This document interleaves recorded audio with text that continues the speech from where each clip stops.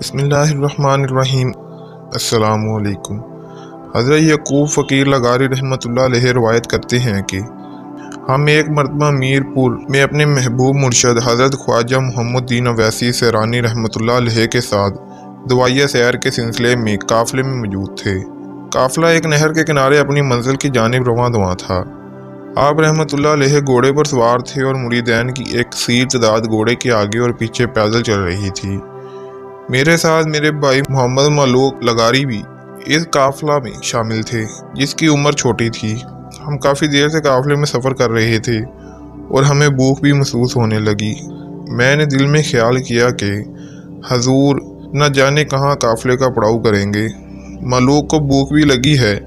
میرا یہ سوچنا تھا کہ اچانک قافلہ رک گیا اور حضرت خواجہ محمد دین صاحب رحمۃ اللہ علیہ نے آواز لگائی، اے یعقوب ادھر آؤ۔ میں دوڑتا ہوا آپ کے حضور پیش ہوا۔ آپ نے سامان کے تھیلے میں سے ایک پراٹھا نکال کر مجھے دے کر فرمایا، آدھا تم کھانا اور آدھا ملوک کو دے دینا۔ میں وہ پراٹھا لے کر اپنے بھائی ملوک کے پاس گیا، آدھا خود کھایا اور آدھا چھوٹے بھائی ملوک کو دیا۔ قافلہ دوبارہ اپنی منزل کی جانب چل پڑا۔ اچانک میرے دل میں خیال آیا کہ حضرت کو یہ پراٹھا خضر علیہ السلام نے دیا ہوگا۔ میرا یہ سوچنا تھا کہ قافلہ پھر رک گیا اور حضرت نے آواز لگائی، اے یعقوب ادھر آؤ۔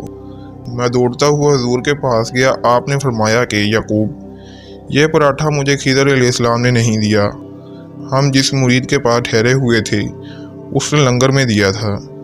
یہ سن کر میں بہت حیران ہوا۔ اس دن سے مجھے یقین ہو گیا کہ ولی اللہ کامل ہوتا ہے۔